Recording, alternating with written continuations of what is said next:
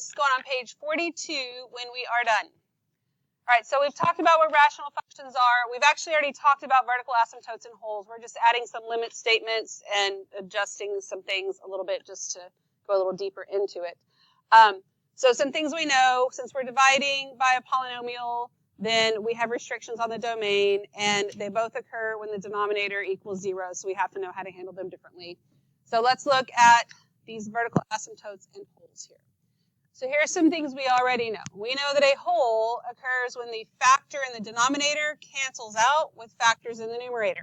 If we cancel something out, that gives me the x value of where the hole is going to be, right? Then we also know that we can find a vertical asymptote or vertical asymptotes. They occur when a factor in the denominator cannot cancel out with factors in the numerator. Okay, so if it's left there, then we end up with a vertical asymptote. We're going to look at some ways that we know this, and the ways that we've looked at it so far, we really just looked at the equations and stuff. We haven't looked at a whole lot of graphs. We're getting there. But so our holes in these equations here, so I've gotten two equations that don't necessarily give me this graph. I didn't actually graph these, I'll be honest. I don't think that this is what we get here.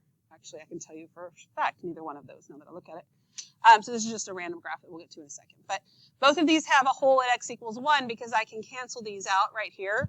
That means that I have a hole at x equals 1. If I need the y value, how do I find the y value? Plug it into my reduced function and I would get 3, right? If I need that. And here, I can cancel out 2 of these factors in the denominator. That cancels out with 2 in the numerator. And so I have a hole at x equals 1. But notice what happens when I'm left with, I would also have a 0 at x equals 1, right? That would just mean that you have a hole on the x-axis, okay? Because you can have a 0 and a hole at the same time.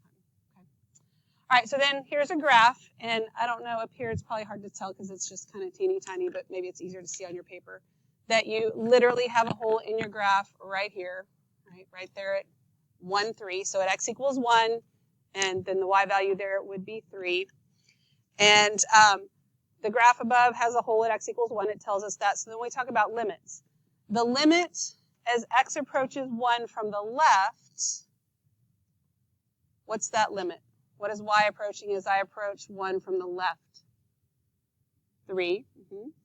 And then as I approach 1 from the right, I'm approaching what? 3. So then we can say here that overall, the limit as x approaches 1 of f of x, so I can get rid of the left and the right, since these are both the same, the limit is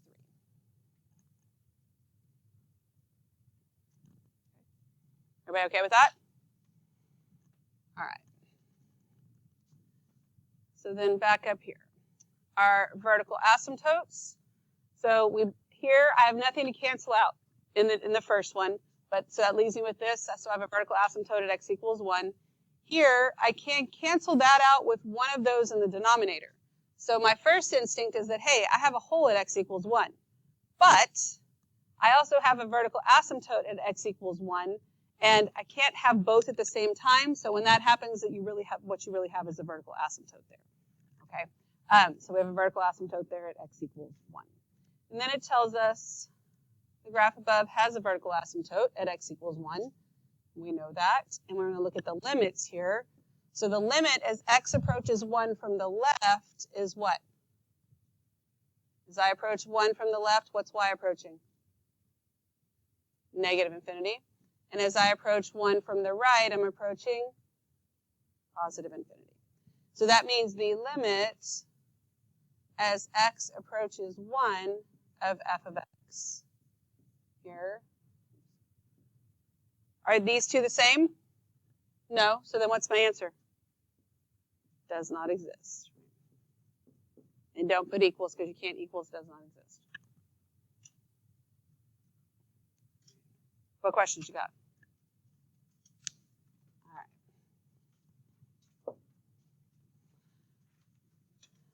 right. Okay. So now we are going to determine the x values, and notice it says x values of any holes or vertical asymptotes. So the first time we did holes and point discontinuity, we found the x and the y value, which is fine, and we still need to know how to do that. But if the question only asks me for x values, I only have to put x values. Don't go doing extra stuff when you don't need to. Because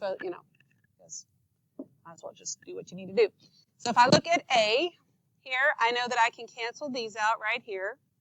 So that tells me that I have a hole at x equals what? -3. Good. And then I have this left over in the denominator, so I have a vertical asymptote at x equals 5. Okay, we good with that? So when I look at B, I can cancel this out in the denominator with one of them in the numerator. And then I can cancel this out with one of these, right?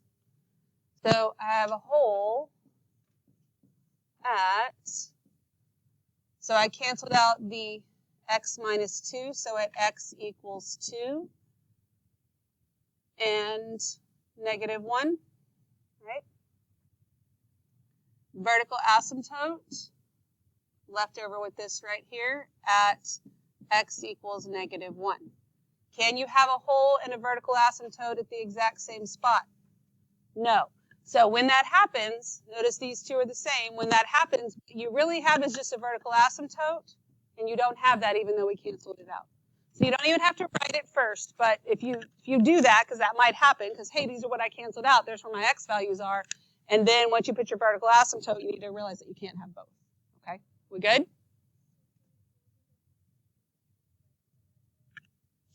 No, because they're like a list of values, kind of like the zeros were, where the vertical asymptotes, those are equations of lines, and that's why we would do it separately. Okay, that's a good question. Anything else? Okay. Then, I mean, you can, and it's not wrong if you do. You just don't have to. All right, so here, I don't have anything I can cancel out, but I do need to factor the denominator. Sometimes you're not sure if you can cancel until you factor, but since there's nothing in the numerator, we know that we can't. So we get x squared plus 4. Let me rewrite that. X squared plus 4. Okay. So I know I have no holes, because there's nothing I can factor, or nothing I can cancel out, rather. Then vertical asymptotes at, okay, so this guy right here gives me a vertical asymptote at x equals what? 0. And then this right here, if I was to set that equal to 0 and solve it, what's it going to give me? Plus or minus 2i. Okay, and those are imaginary numbers, right? Because if I move that over, I get a -4. When I take the square root of it, I get imaginary numbers, right? I'm not living in the imaginary world. We're living in the real world as far as numbers are concerned. So this right here doesn't give me a vertical asymptote, and that's all I've got. Okay, we good with that? Good. All right, so now we are going to write left and right limit statements as x approaches 2 for each of the following functions. Okay, so as x approaches 2. There's lots of limit statements we can write, but it's telling us as it approaches 2. So on A, before I do anything, I can say, all right, well, the limit as x approaches 2 from the left of f of x is going to equal something, and the limit as x approaches 2 from the right of f of x is going to approach something. It's going to be equal to something, rather. Okay, so I don't have anything that I can cancel out, right? But I can see at -2, or at 2, I'm sorry, at 2, what is happening? Vertical asymptote. So I have a vertical asymptote at x equals 2. And so I know if I have a vertical asymptote, on either side of the asymptote, I'm either approaching infinity or negative infinity, right? And I just need to figure out which one it is. So in order to do that, I need to use my trusty sign chart here. And on a sign chart, we put not only the vertical asymptotes, but what else? The what? Yes, the x-intercepts, the zeros. So those would be at x equals -3 and 1. So I'm going to put all three of those things on here. -3, 1, and 2. And then my asymptote is at 2.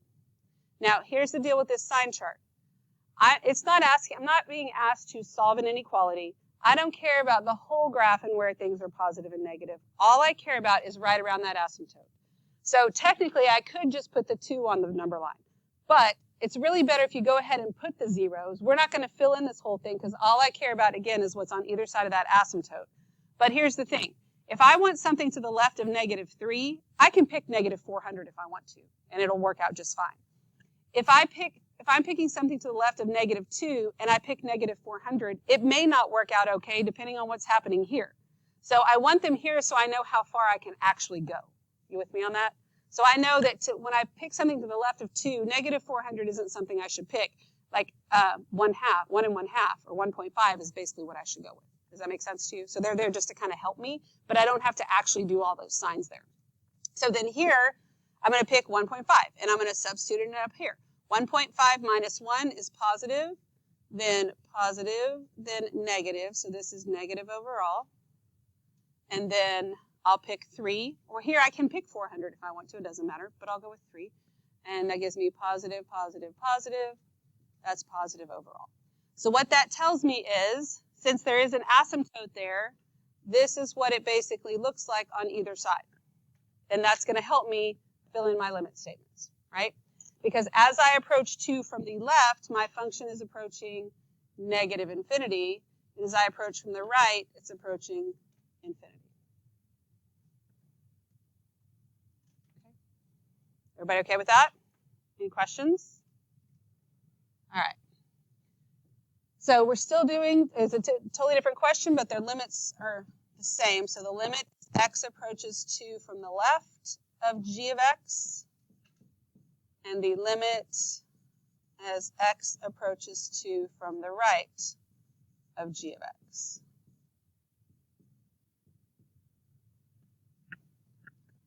All right. So, can I cancel anything out? Yes? Because it's from the left and from the right? Is that what you're asking me? That's how we notate when we're coming from the left and the right. You okay with that? So here I have a hole at x equals what? 2, okay? And that's what I'm concerned with. So I also have a vertical asymptote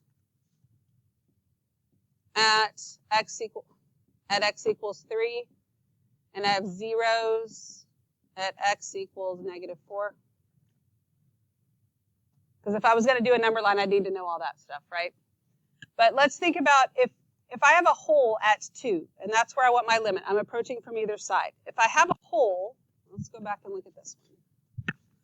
And I'm approaching from either side to that hole, I'm going to be approaching the same number, right? Whatever it is. So if I do a number line, I don't know if that's going to help me because I'm going to get the same thing on either side of that number. And I don't put a hole on a number line anyway. I put the zeros and I put the vertical asymptotes, right? So that doesn't really help me any. So what I really want though, what I'm actually approaching is the y value of that hole. Yes? So doing a number line here wouldn't make sense. What I need is the y value of the hole. So if I do, so this is my reduced version here, right? So if I find g of 2 in the reduced version, that's going to give me 2 plus 4 over 2 minus 3, which is 6 over -1. So the hole is at 2, -6. Yes? So at 2, -6, so as I approach 2 from either side, y value should be approaching -6.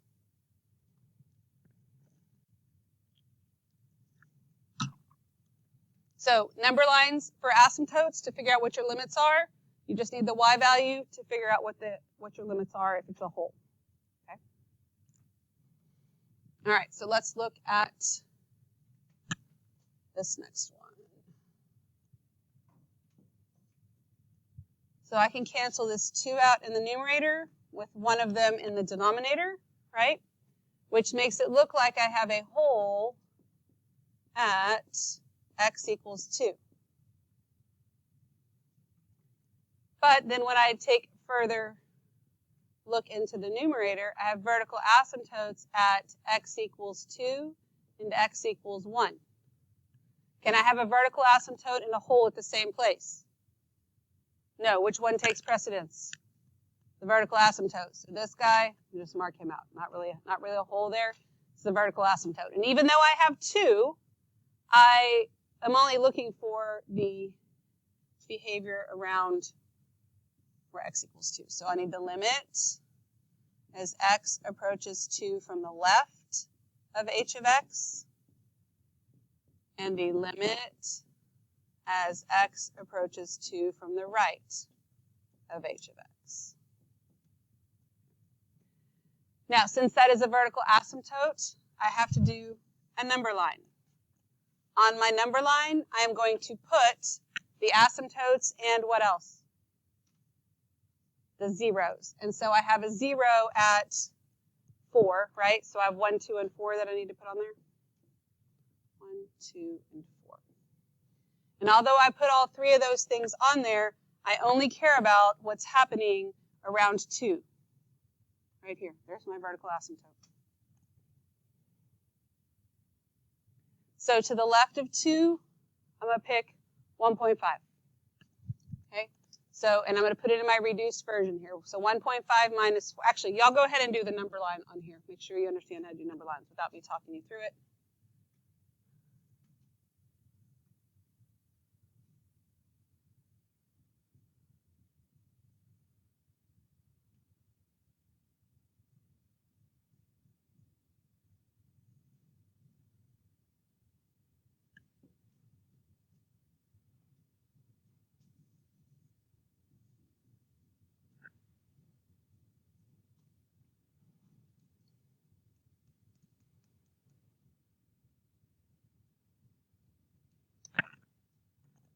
So y'all agree that that's what's happening around that asymptote there? So that means the limit as x approaches 2 from the left is what? Infinity. And as we approach from the right, negative infinity. Very good. What questions do you have on those? Anything? Okay, good deal. So now, on examples 3 and 4, these are the kind of questions I know you really don't like because it's asking you to create your own. And a lot of times you're just afraid to put anything down on the paper. So let's talk about how we can think through these things. We are being told to write an equation that has these properties. Now, for this kind of question, really in the end, unless you want to get complicated and fancy, we all really should have the same basic answer. On the graphs, then they may look very different. But here, yes, we're not saying that this is the only answer, but it's most likely what everybody would put unless you want to be extra, which I don't think you want to be on this stuff. So we're going to write an equation that has these following properties. So we're going to have f of x. We know it's a rational function, so I know I'm going to have a fraction here. Okay. So if I have the limit as x approaches 3 from the left and the right, if we're approaching a number, what is that telling me is on my graph? A hole, okay? So if I have a hole, that would mean I have a hole at 3, right? That means I have a factor of x minus 3 in the numerator and in the denominator that I'm going to be able to cancel out. Right? That's a given. That absolutely has to be there. So then it tells me that the limit as x approaches 1, from the left, we're going to negative infinity, and from the right, we're going to infinity. So what does that tell me is happening at 1? Vertical asymptote, which means I have to have a factor of x minus 1 in the denominator. Now, that there could be other factors. There could be other properties, but it's just saying we have these. Maybe there's other holes, maybe there's other asymptotes. We don't know, but those things basically have to be there. Now, in order for us to actually make sure we approach 5, that means in our reduced function, now I'm not going to write all this out because you don't need to write all this out. You can just kind of think through it. But if I think about canceling out those x minus 3's, then I'm just left with 1 over x minus 1, right? To get the y value of the whole, you take the x value, which is 3, and substitute it in there. So if I would get 1 over 3 minus 1 is 2. Well, that gives me 1 over 2. That's not 5. But what could I divide by 2 to get 5? 10. Okay, so if I put a 10 here, Now let's think about what happened. If the x minus 3's go away, and we substitute in 3, 3 minus 1 is 2, 10 divided by 2 gives me that 5. And I've fixed my equation. Okay? Does that make sense to you? Make sure that you have what you can get to get that y value. The next thing is, just because we're going to the infinities, and yes, we know we have a vertical asymptote there, but that doesn't guarantee me that I'm going in the right direction, right? Because maybe it goes up and down, maybe it goes down and up, maybe it's both up, both down, I don't know. So we got to check to see what we got, if what we have here is actually going to work. So I'm going to make a number line with just the vertical asymptote on it. Here's my vertical asymptote, right? Because, again, I would be using the reduced function so we can pretend like the x minus 3's aren't there. If I substitute numbers in on the left, like 0, 10 doesn't affect it, but 0 minus 1 is negative, so this is negative overall. If I plug in 2, that's going to be positive. So my function is going to look like this, basically, around there. Is that what my limits are saying is happening? As I approach from the left, we're approaching negative infinity, yes? And as I approach from the right, I'm approaching infinity. And so I think this is good. That works just fine. Okay. Are there other options? Absolutely. I could have a 20 up here and a 2 down here. I could have another factor in there, whatever. But there's no reason to get fancy with that. Yes. Because if I'm going to actually approach 5 as x approaches 3, then that means that my hole. This tells me that I have a hole at 3, 5. Right? Does that make sense? Oh, I should have said that from the beginning. Thank you for asking. Because, again, I heard a couple of O's because you asked me. Does that make sense to you? That's why I had to do that. Because, look back here. Let's back up a little bit here. We know we have a hole at 1 here, where x equals 1. The ordered pair of the hole is actually at 1, 3. That's why the limit as x approaches 1 is 3. We good on that? And then here, when we were writing these limits, since this was at a hole, with the limit, that's why we just found the y value here, so that we can say that that's what our limit is there. Okay. So then here, knowing that the way it's written, I know that this means that I have a hole at x equals 3, but then for that really to be true that my limit is 5, then when I cancel this out, I have to end up getting 5 as my y value. Okay, that's a very good question. Anything else? See, don't be afraid to ask. Clearly not the only person wondering that. Okay, although apparently I've bored Gael to death there. Okay, on B, I have a, let's see, what's still called f of x. Why are my colors not changing? F of x. And this is a rational function right here. All right, so I have well, so let's write this down. We have a hole at, and I know what's the x value of my hole? -2, and the y value would have to be 4. Okay. The part that goes in the function writing part of that is the x value, right? If the x value of the hole is at -2, then I have a factor of x plus 2 in the numerator and in the denominator that are going to have to cancel out. Okay? Everybody okay with that? I'll take that as yes. Then if I'm going to the infinities around -1, then I have to have a factor of what? What does the factor look like? X what? +1 or -1? +1. Numerator or denominator?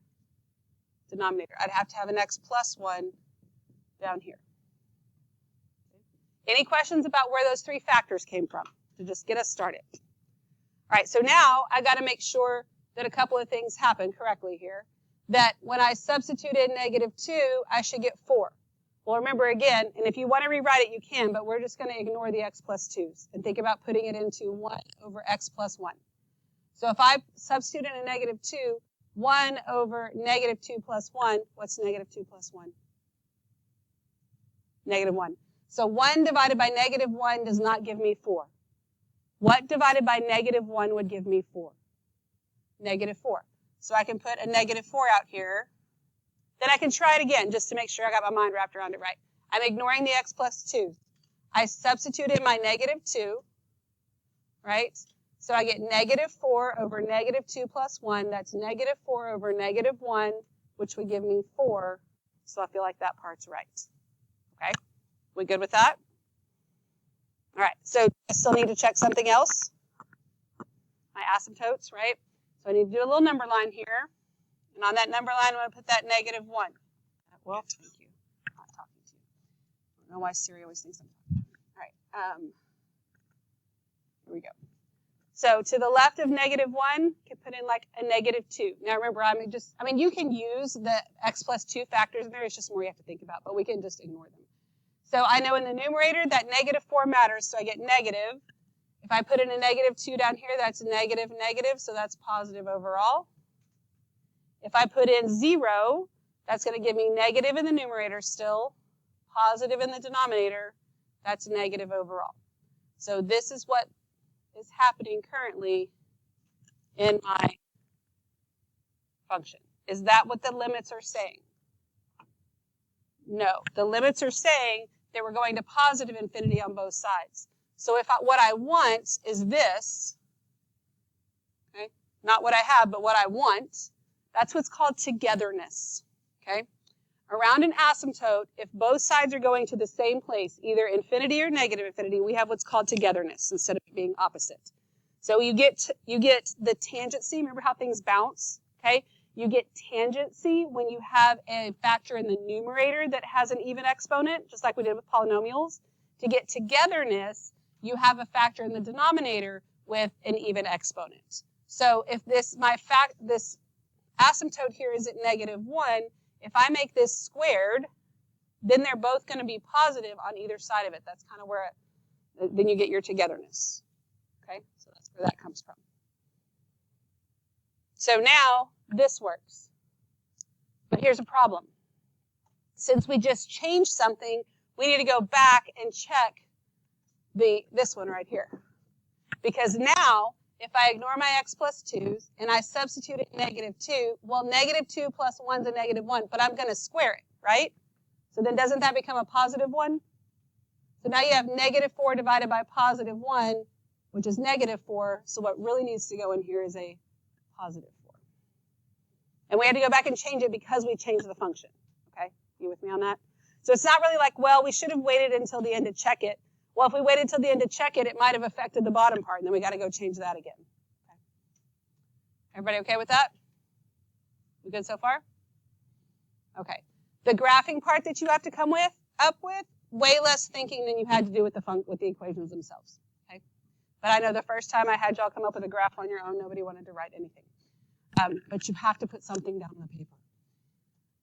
All right, so we're going to sketch. Now, sketch means we're not graphing. We're sketching, and there's a whole lot we don't know. We know some things. There's a whole lot we don't know. So is it going to look exactly like what whoever wrote this intended? Not necessarily. And ours all could all look a little bit different here. So here's the things we do know. We have a hole at x equals 1. And as x approaches 4 from the left, we increase without bound, and we approach 4 from the right, we decrease without bound. So what's happening at 4? Vertical asymptote. So I'm going to go 1, 2, 3, 4. I'm just going to make like 5 hash marks there. And then I'm going to sketch in my vertical asymptote, and I'm going to make mine a solid line. I suggest you do a dotted line, but I can't really make dotted lines up here. So usually when I use yellow or something like that, it's really pretend like it's a dotted line. All right, and then I know I have a hole at 1, and I know what else is happening. Now, since this is a rational function, I most likely have a horizontal or slant asymptote that I would be using here. Now, they didn't tell me anything about that, right? So I'm just going to assume I have one of them because, again, my graph doesn't have to look exactly like some specific things. I just have to make sure that these things are happening here. So I'm going to make it really easy on myself and say, let's pretend like we have a horizontal asymptote at y equals 0. Okay? Because we don't know where it is, but if we have something in there, that just kind of helps us finish up the graph. Okay, so if I look at this, and so as I approach 4 from the left, I'm going to increase without bound, and I have a hole at 1. So if I have a hole at 1, and I increase without bound coming in here, it's going to look something like that. And then on the other side of 4, I'm going to decrease without bound, so it might look something like that. Now, again, we could cross that horizontal asymptote. Maybe it was really a slant asymptote. It doesn't matter. What matters is, in the end, if you go back and read this, Do I have a hole at x equals 1? Yes. As x approaches 4 from the left, am I increasing? Yes. And then I'm decreasing? Yes. So all these things check out. What we have is great. Okay? We good? So we're actually going to draw 2 different ones on B, just so you can see they can look very different and you both still be right. Like you and your neighbor could have 2 completely different things. All right, so let's just go ahead and start this here like this. All right. So we have holes at -2 and 3 and an asymptote at -1. So let's go to like 4 on either side.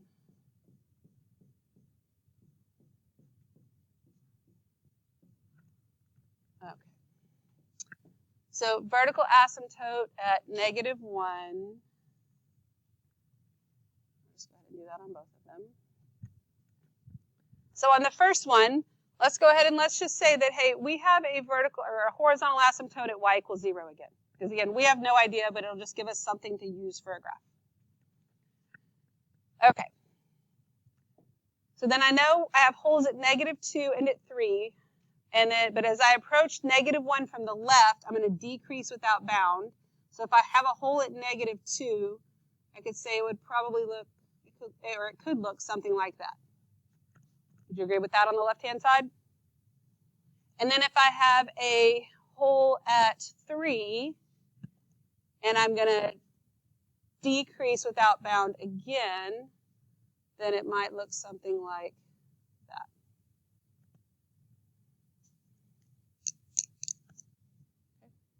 Do we agree with that? That checks all these boxes here. We're good. Now, on the second one, let's put our horizontal asymptote at 3, just because, why not?